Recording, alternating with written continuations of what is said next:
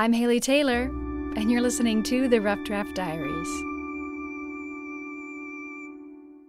The focus of this week's episode is quite the historical figure. He's actually been in the news lately. The New York Times recently published an article about him, and the show Drunk History recently aired an episode in his honor. But before I reveal who it is, I wanted to see how well the general public knew of his existence. So naturally, I used all of my coworkers as guinea pigs. Do you know who the first African-American baseball player was? No. Was it Robin? Am I close? Jackie Robinson? Yeah. Jackie Robinson. I'm going to say Jackie Robinson. No? Babe Ruth. No. Robinson. Jackie Robinson. Do you know who the first African-American baseball player was? Fleetwood Moses. Oh, you got it right. You're the only person who's got it right. No, any Toledo Mudhens fan should know that. If you didn't know the answer, that's okay. I didn't either. But we're going to talk to someone today who knows all the answers, especially when it comes to the history of the Mudhens.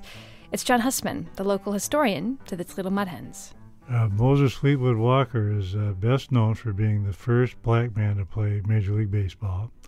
But he was much more than that. He was a brilliant man. He really had a good mind. He went to school at Oberlin University, went to law school at the University of Michigan, graduated from neither. First played professionally in Toledo, played here for a couple of years, then continued to play in the minor leagues till 1889, 6 or 7 more years. Okay, so we're getting just a bit ahead of ourselves, so let's backtrack.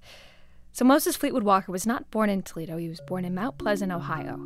He went to school at Oberlin College, and that's where the University of Michigan saw his talent and brought him to their team. While playing for the University of Michigan, the Toledo Club noticed his talent and brought him to the Mudhens in the summer of 1883. Now, some people celebrated his addition to the team. Others were not so happy. The Toledo team had 2 players in particular that were not racially tolerant. Tony Mullane, a pitcher, and Kurt Welch, an outfielder.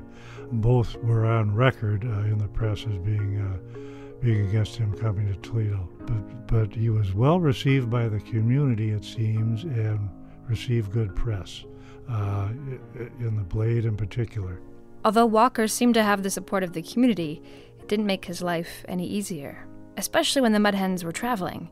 Walker wasn't allowed to sleep or eat in the same place the rest of the team was, and he frequently ran into issues with other teams, as was the case when the Chicago White Stockings came to Toledo in the summer of 1883. And their manager was a fellow by the name of Cap Anson, who was a noted bigot. He was very outspoken, is given credit for keeping black people out of baseball. He came to Toledo and found that we had a black catcher and told that the Toledo management that he wouldn't play against black people. The response from Toledo was that, well, if you don't play, you lose your share of the gate. That won't be forthcoming. So he decided to play. And interestingly, Charlie Borton was then the manager of the Toledo team, was planning to arrest Walker. He was a catcher, and he caught barehanded in those days. And this was an opportunity for him to have a day off at an exhibition game. But just because of what Cap Anson had suggested, he played Fleet Walker in right field. So Cap Anson relented, and the Chicago White Stockings played the Toledo Mudhens with Walker in the game, which may sound like it's something of a triumph. But after that game, Cap Anson refused to let the Chicago White Stockings play any team that had black players, pushing harder and harder for segregation within the sport.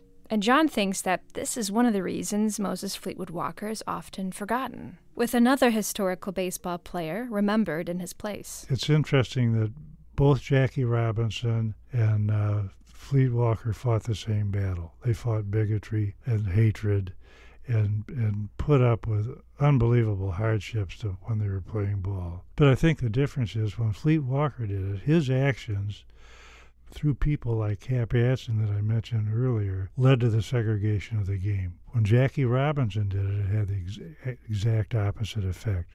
It led to the integration of the game, which is a much more positive outcome, and that may be what we remember. Walker played for the Mudhens for only 42 games, retiring from baseball in 1889. But Walker didn't stop working. He was a hotel manager, the operator to a theater and opera house. He created 2 different patents and ran a black newspaper called The Equator. He was accomplished and also complex. There's a darker side to Walker's story as well. He was arrested for mail fraud and theft. He got into a street brawl with 12 white men, killing one of them with a pocket knife, but was acquitted by an all-white jury on the grounds of self-defense. He was married twice, but both of his wives died before him. He had 3 children, but no grandchildren. John believes pointing out these negatives to Walker's life is just as important as celebrating the positives. It gives you a better understanding of the individual. And just before we wrapped up our interview, John gave me one last quote, one that he believes captures the life of Moses Fleetwood Walker best. Can I give you another line here Sure, from somebody else if I can? David Zhang wrote a biography of Fleet Walker, and a line from that was, Moses Fleetwood Walker was no ordinary man, and in the 1880s, he was no ordinary baseball player. Not my line, but a good one. I do like that, though. I'm Haley Taylor, and thanks for listening to this episode of the Rough Draft Diaries.